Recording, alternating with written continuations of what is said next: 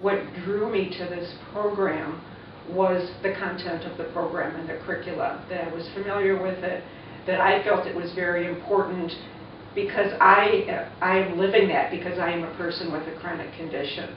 So I knew how important it was for me, and I knew static. It's for us as leaders to see the positive outlooks that they have, for them, for their facial expressions to change, for them just to have a better outlook on life despite having a chronic condition, I think is very rewarding for us, and to have that positive impact on people. And I think as an occupational therapist, I hopefully had an impact on people, and then when I wasn't working, I kind of lost that. So I think through this program, for me to feel I'm making an impact on people, that I'm helping promote their health and their well-being, is just very, very rewarding for me. To be a leader of the Living Well with Chronic Conditions class, I think you need to be a very positive person, and you need to be a very active person. When I do the program, I tell the participants that I'm participating in the program as well. I'm working on skills and strategies just like them.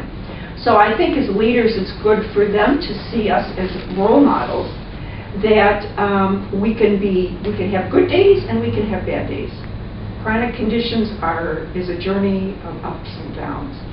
People always tell us that, oh, you're so enthusiastic, and I think you really have to believe in the self-management model. I think that's very important. If you don't believe it, I think it would be very hard to teach and to encourage the participants to do that.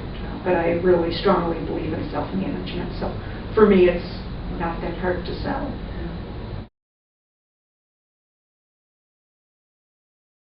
It has affected my life in that I see how self-management has helped me, and I think it can really help other people.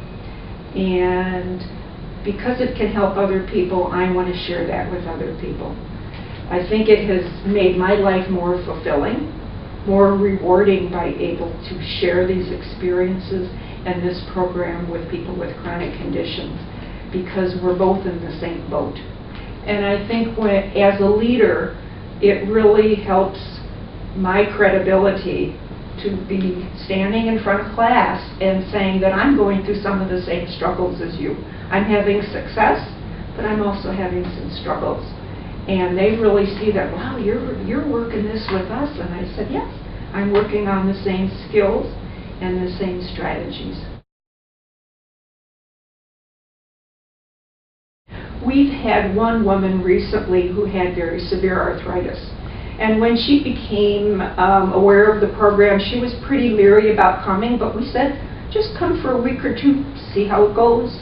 And she came the first time and was pretty hesitant and said, I might be back next week. And she came back the next week and she listened to what we were talking about, some of the things she might want to do to improve her self-management of her arthritis.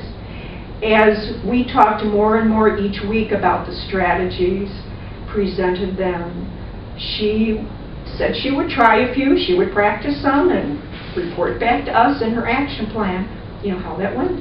So each week she became more animated, she wanted to come back, and I think it really helped her gain some confidence and really empowered her to say, there are some things I can do for myself. There are some physical activities she can do that can help self-manage her arthritis. So she was one of the most rewarding for me because, again, so many people come into the program not sure of how they can benefit. But by the end of the 6 weeks, she was so empowered and felt more in control of her chronic condition. And she now knew that she could have something to say about her chronic condition. There's things she could do to actually improve her health and particularly her well-being.